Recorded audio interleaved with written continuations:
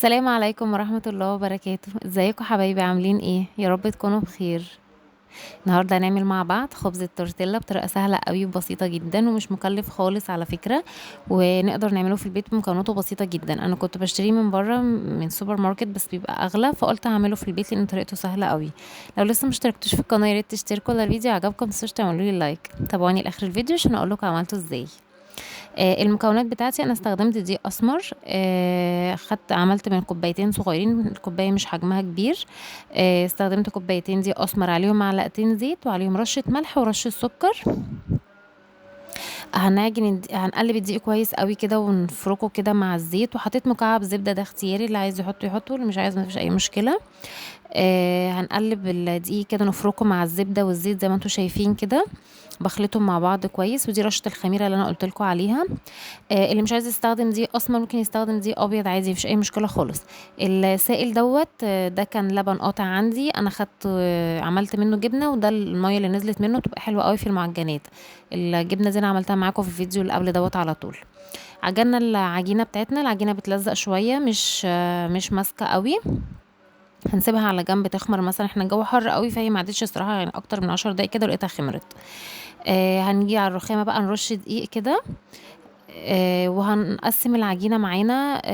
انا قسمتها الاول لخمس اقسام تقريبا او 5 قطع. وبعد كده يعني بقيت اخد الزيادات بقى وكونتها يعني هعمله معايا في الاخر خالص 7 ترغفة.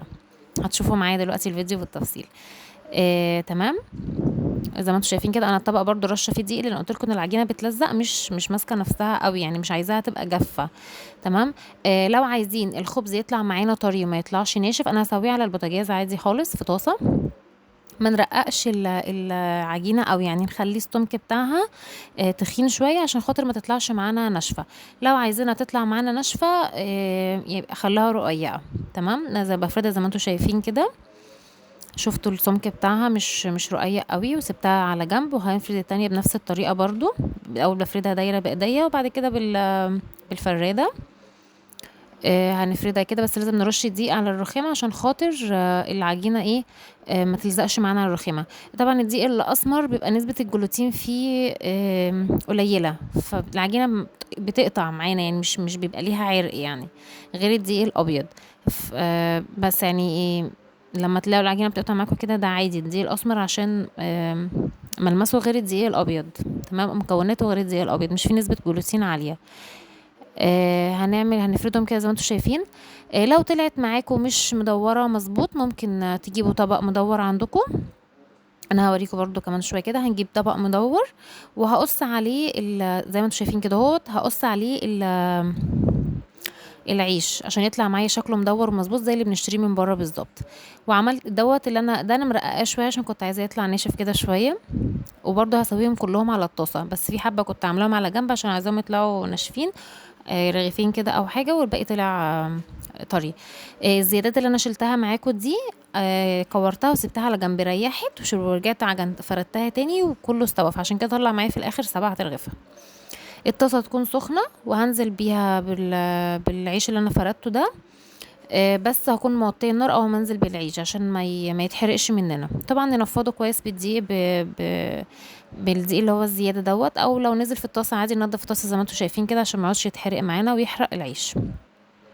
وعلى جنب حاطين فوطه زي ما انتم شايفين كده، بطلع العيش بحطه فيها عشان يحتفظ بالطراوه بتاعته، بيفضل طري معانا وما ينشفش. عايزه اقول لكم العيش ده طعمه حلو جدا وصحي جدا ومفيد، وافيد من اللي احنا بنجيبه من بره، لان احنا بنجيبه من بره اصلا ما بيبقاش بالدقيق الاسمر كامل، بيبقى حاطين عليه نسبه لون. حتى التوست برضو اللي انا كنت بجيب التوست بره من بره بيبقى مش بالدقيق الاسمر الكامل اصلا، حتى لو عملناه في البيت ما بيطلعش لونه غامق زي بتاع بره، ان هم بيبقوا حاطين عليه لون بني عشان يطلع معانا باللون الغامق ده. اهو زي ما وريته لكم اهوت، مفروض بيتفرد معانا وطعمه حلو قوي بجد، كان طعمه يجنن. جربوه، متنسوش تقولي رايكم فيه ايه لو عجبكم. ولو الوصفه عجبتكم متنسوش اللايك بقى والاشتراك والكومنت الحلو. وبألف هنا والشفا. ان شاء الله هعمل لكم فيديو تاني خبز التوست بالدقيق الاسمر برضو، ولو عايزينه بالدقيق الابيض بقولوا لي في التعليقات. ولا انا والشفا.